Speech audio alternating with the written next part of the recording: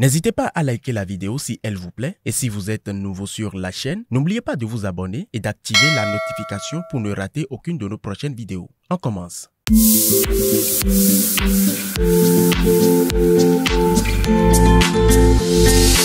Heureuse de vous retrouver, amis de Miséricordia. Salut à vous et bienvenue sur ce nouveau numéro de votre émission Au-delà des Églises. Aujourd'hui, je vous emmène à la rencontre de fidèles catholiques qui nous parlera de sa vie en tant que personne engagée. Bonsoir, monsieur. Bonsoir, madame. Veuillez vous présenter à nos internautes. Je suis Virgile Dou, je suis chrétien catholique, responsable du groupe de prière Saint-Enfant Jésus de la Curie de Prague à l'église Saint-Michel de Cotonou. D'accord. Alors, dites-nous, en tant que personne engagée, pour vous, comment peut-on définir une personne engagée? Une personne engagée, c'est déjà, à mon avis, quelqu'un qui est respectueux des commandements de Dieu, qui est respectueux de l'évangile, qui n'entend pas sans mettre en pratique. Certes, nous ne sommes pas parfaits, mais il doit avoir un élan de cœur et d'esprit à la praticabilité de la parole de Dieu. Sinon, on ne saurait parler d'engagement, à mon avis. D'accord. On revient juste après la question de la semaine. Avant de continuer, merci à Roméis Boaventura et Margaret Rumpe Edji pour avoir donné la bonne réponse pour la question précédente. Question de la semaine. Le père Romuald Ronsa, concepteur de l'application Amissa, est proposition de réponse.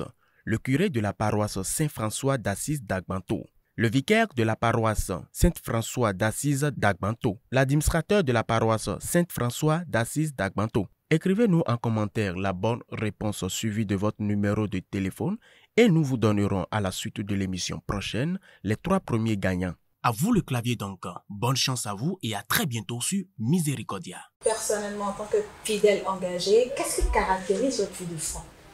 Ma vie de foi, déjà, est caractérisée par les prières quotidiennes.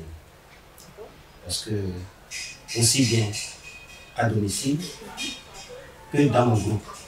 Parce que tous les mois, nous organisons des leveilles du 16 au 25 que nous animons avec nos frères et sœurs. Donc, il y a la messe aussi qui est l'Eucharistie, les noces auxquelles le Seigneur nous convie régulièrement. Donc, en somme, c'est ce que je peux dire. Mon engagement déjà se justifie également par la proclamation du Christ.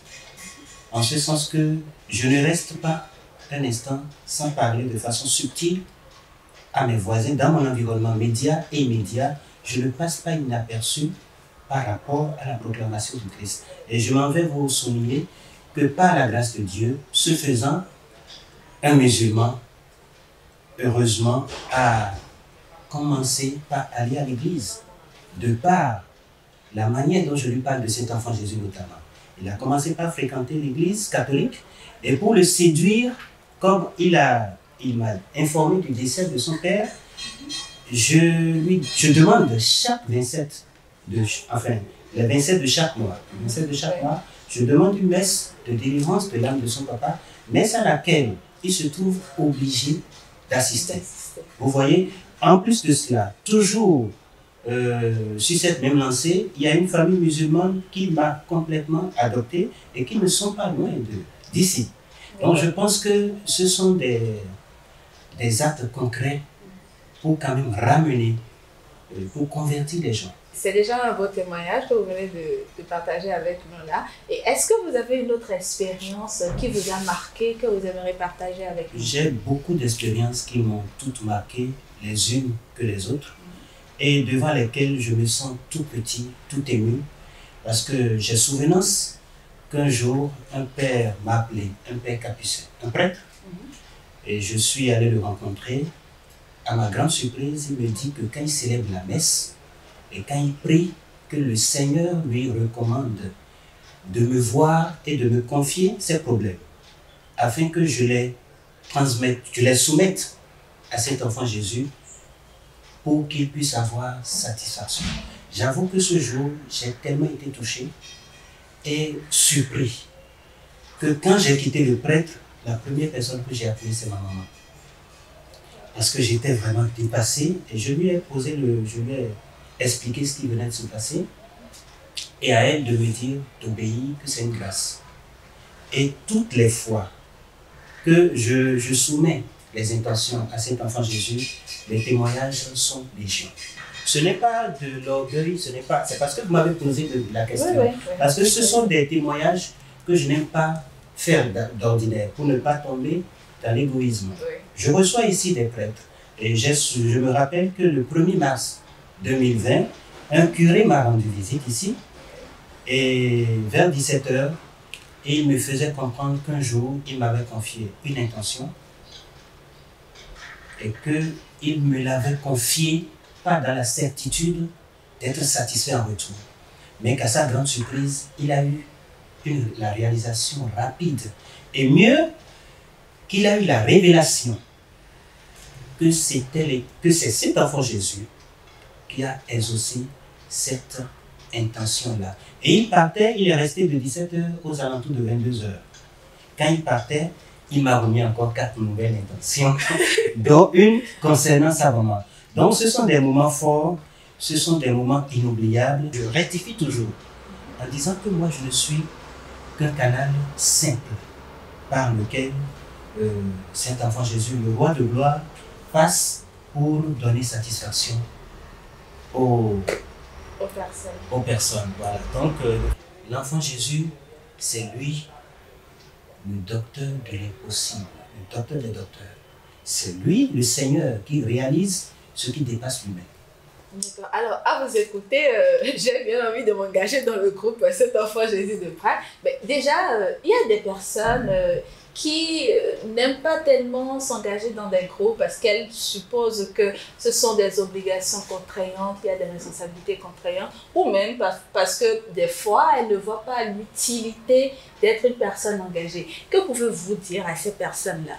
Je pense que ces personnes, je les regarde droit dans les yeux pour leur dire quand même que cet esprit créateur qui a mis le souffle en nous, qui nous sécurise, qui nous réveille, il faut un minimum de gratitude. Il faut un minimum de reconnaissance. Il faut un minimum de retour d'ascenseur. Et ce minimum, c'est dans le spirituel. Lui consacrer le temps, parce que nous n'avons pas, on dit je n'ai pas le temps. Le temps n'appartient pas à l'homme, c'est à Dieu, à cet enfant Jésus, à l'Esprit Saint, que le temps appartient. Ils sont seuls maîtres du temps et de l'histoire. Donc, si on néglige les groupes de prière, si on ne trouve pas du temps pour les groupes de prière, je pense qu'on a encore de sérieux problèmes à régler qu'on ignore. D'accord. Même s'ils n'arrivent pas à le faire, ils peuvent déjà, chez eux, au boulot, à 2, à 3, puisque notre Seigneur lui-même nous a dit que là où il y a 2, 3 personnes, qu'il est présent parmi nous. Donc, par obéissance déjà à cette parole, nous pouvons déjà prier hors d'un groupe de prière et aussi rester connectés à un groupe de prière pendant qu'on prie. Mais s'abstenir de prier, c'est ça qui est donner la mort à son âme, à son esprit. Je suis obligé d'utiliser ce terme parce que je ne trouve pas autre qualificatif. Aussi voudrais-je quand même préciser que le Seigneur nous convie pour prier à nous retirer dans notre chambre, à fermer la porte. Il y a une explication spirituelle à cette parabole et une explication dans la chair.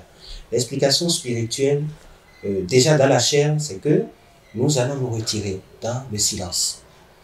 Créer un silence au plus profond de soi-même pour pouvoir rester en cœur à cœur avec le Créateur.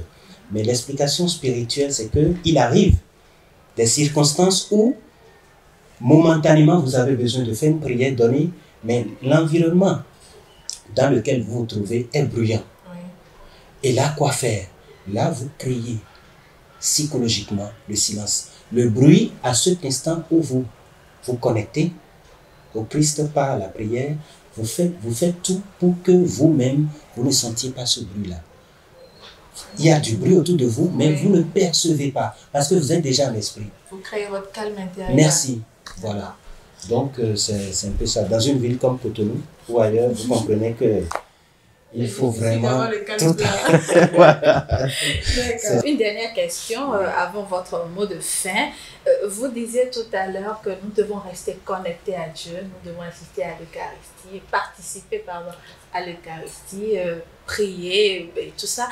Dites-nous, qu'est-ce que votre engagement dans le groupe Saint-Enfant Jésus de Prague a apporté de plus à votre vie antérieure? Je dirais que ma présence dans Saint-Enfant Jésus, personnellement, m'a apporté beaucoup de merveilles, beaucoup de bénédictions et le triomphe. Le triomphe, je pèse bien le mot parce que je sens toujours la main du divin roi de gloire, aussi bien dans les activités commerciales que je mène que dans ma vie quotidienne, dans mon ménage et partout où je passe. C'est d'autant plus fort que si je dois même donner un témoignage, ça va prendre, on risque de se retrouver jusqu'au lendemain. Donc je lui dois tout et je l'appelle respectueusement mon tout, simplement. D'accord. Alors, Monsieur Dou, nous allons conclure cette émission. Quel sera votre mot de fin? Je dirais double mot de fin. Et j'irai encore plus loin en disant que ce serait une double interrogation. Vous savez, dans nos religions qualifiées d'endogènes, quand les adeptes de divinité que vous connaissez, quand ils meurent, il y a un rituel qui est fait pour pour les débarrasser de leur identité d'adepte de cette divinité avant qu'ils ne rejoignent le Père Céleste. Pourquoi cela se fait-il? Je lance la question à tous. Parce que, je ne sais pas si je peux répondre avant de passer à l'autre question. Cela se fait parce que nous savons que le Seigneur, il est sainteté. On ne peut pas l'approcher avec ce genre de cachet. Ça n'honore pas notre Dieu. Mais si on le fait avant d'enterrer ces derniers, pourquoi ne pas passer sa vie entière à éviter cela? C'est la question que j'adresse aux téléspectateurs. La deuxième question que j'adresse à toutes et à tous, comme mot de fin, nous ne savons pas comment nous sommes nés. Nous savons de qui nous sommes nés. Nous ne savons pas comment nous dormons, comment nous nous réveillons.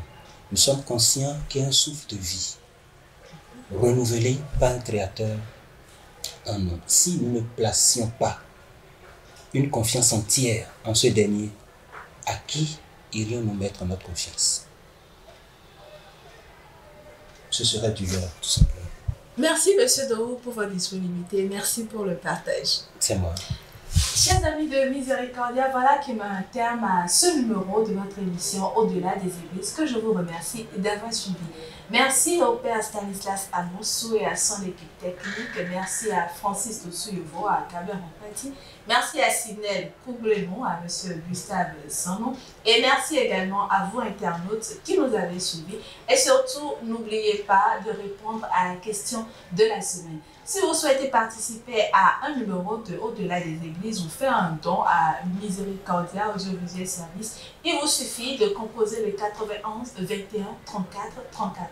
Quant à moi, je vous dis merci et à jeudi prochain pour un nouveau numéro de votre émission.